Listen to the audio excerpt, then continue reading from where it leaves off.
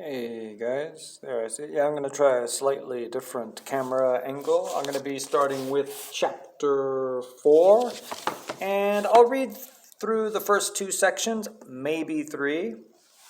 And this is the beginning of chapter 4. This is the mission of marriage. And I'm going to read Ephesians chapter 5, 25 to 27, and these would be great verses to put to memory. I have it memorized in the ESV. This is the NIV, so I'll read it. Husbands, love your wives, just as Christ loved the church and gave himself up for her to make her holy, cleansing her by the washing with water through the word, and to present her to himself as a radiant church without stain or wrinkle or any other blemish, but holy and blameless. So we've spent time discussing what marriage is, and now we're going to ask what marriage is for. What is the purpose of marriage? And the Bible's answer to this question starts with the principle that marriage is friendship. So the first subtitle is Loneliness in Paradise. So in Genesis chapter 1 and 2, as God was creating the world, he looked at what he had done and repeatedly said, "And it is good, it was good." This assessment is given 7 times in the first chapter alone, emphasizing in the strongest possible manner how great and glorious the created material world is. So foolish Gnostics, you're all wrong. And no, we do not need the Gnostic gospel according to Thomas in the New Testament. Foolishness. The Gnostics are wrong. God's creation was good. And in the redemption, it's going to be even better again. It is striking then that after God created the first man, he said, "It is not good that the man should be alone."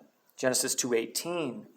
It is striking not just by contrast with all we have read so far, but this raises the question, how could Adam be in a not good condition when he was in a perfect world and had evidently a perfect relationship with God? Think about it.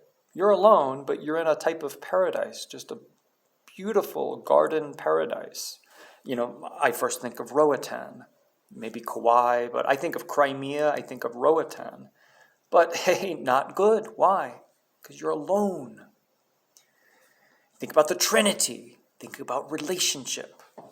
So the answer may lie in the statement of God in Genesis 1:26, where he says, "Let us," think about the pronouns, "let us make man in our own image." So readers instantly ask the question, who is us? So always, you got to think Trinity, think Trinitarian. Who is God talking to? One answer is that God is talking to the angels around him. But there's no indication anywhere in the Bible that the angels participated with God in the creation of human beings. Yet Jesus is not Michael the Archangel. This is foolishness. Jehovah's Witnesses. Christian theologians over the centuries have seen here an allusion to a truth only revealed after the coming of Jesus into the world, namely that God is triune, that the one God has existed from all eternity as 3 persons, Father, Son, and Spirit, who know and love one another, and therefore, among other things, being created in God's image means that we were designed for relationships. And we go back to the word friendship.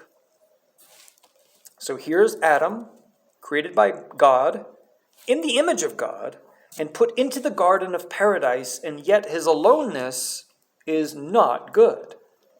The Genesis narrative is implying that our intense relational capacity, created and given to us by God, was not fulfilled completely by our vertical relationship with him. God designed us so that we need horizontal relationships with other human beings. That is why even in paradise, loneliness is a terrible thing. And just if I think of hell as a place where there's lots of self-centeredness, but terrible aloneness. And you're craving for love, warmth, and relationship, and you cannot find it. That's just an idea that I just had. We should therefore not be surprised to find that all the money and all the comforts and pleasures in the world, or our efforts to recreate paradise for ourselves, like Las Vegas, are unable to fulfill us like love can. I'll say it again.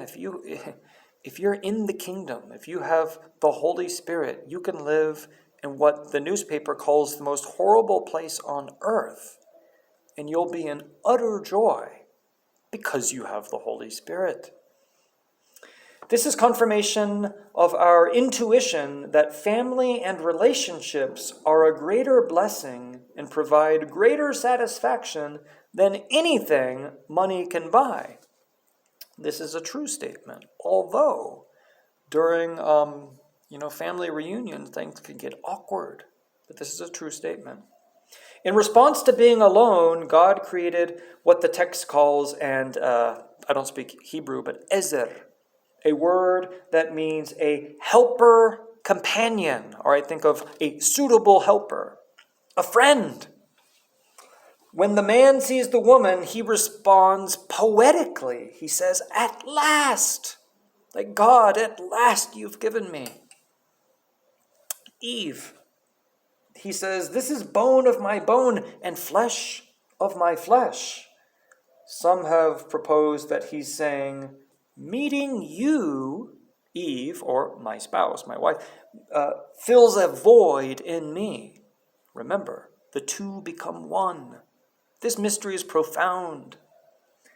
And so we see that in the beginning, God gave the man a companion to be his spouse. The female speaker in the Song of Solomon echoes Adam when she says, "This is my lover.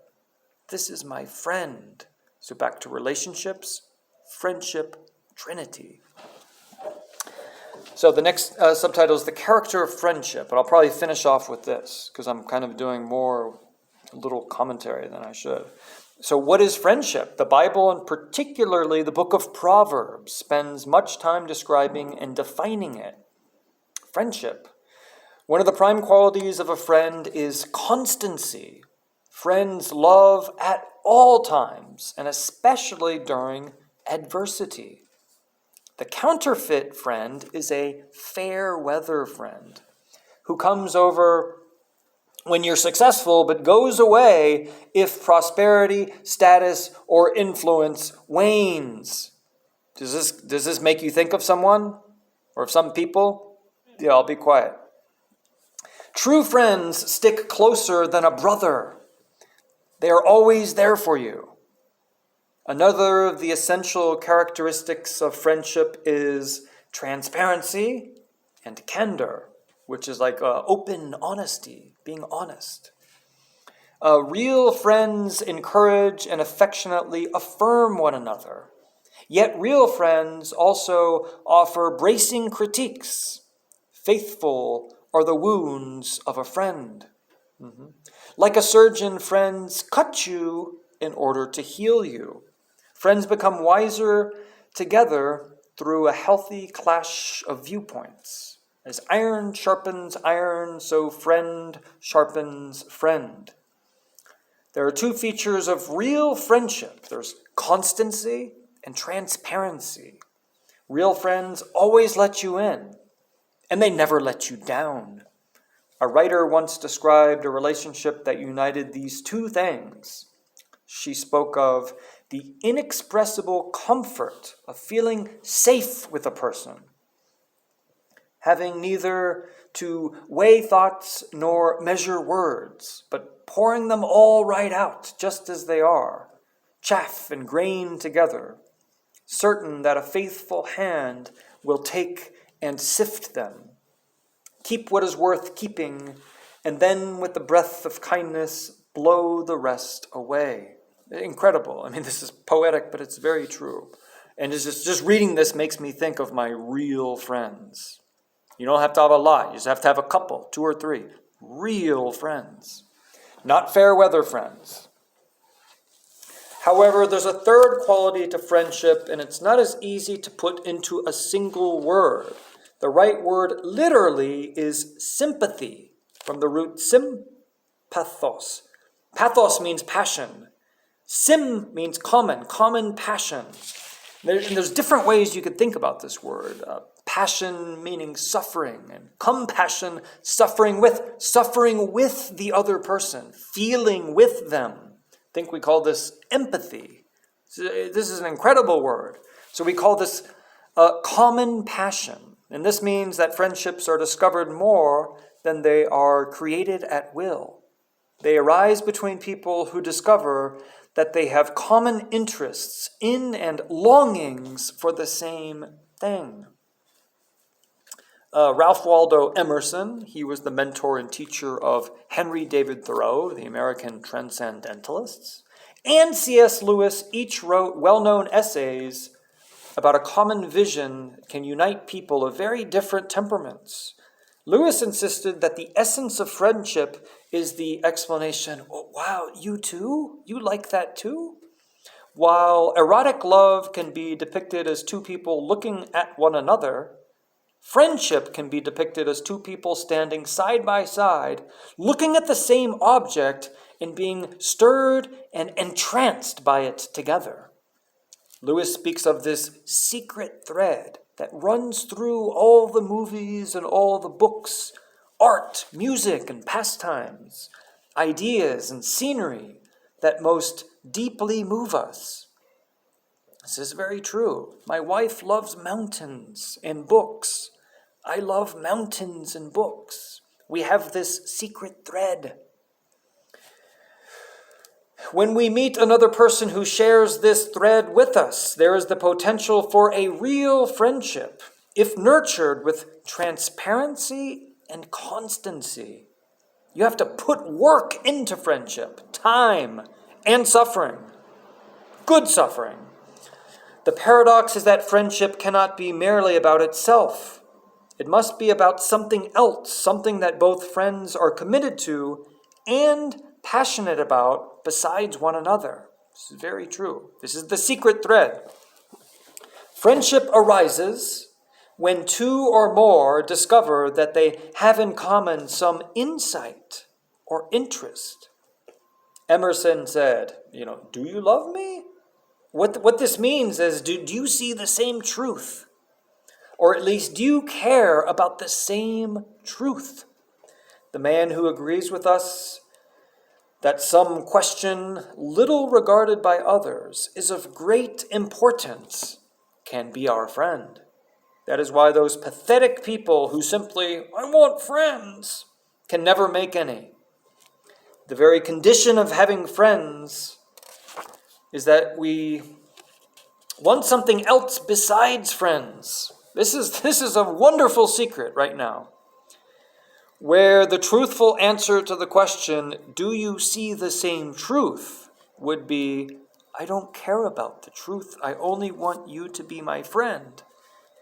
No friendship can arise. Do you see? Friendship must be about something. Even if it were only an enthusiasm for dominoes or white mice. Those who have nothing, listen to this, those who have nothing can share nothing. And those who are going nowhere have no fellow travelers. Unbelievable words. This is C.S. Lewis from his famous book, The Four Loves. And I'm just going to stop there, just make kind of shorter videos. But how am I going to end this video? I'm going to end this video saying this. If you can get your hands on anything written by C.S. Lewis, do it. You'll be better off for it.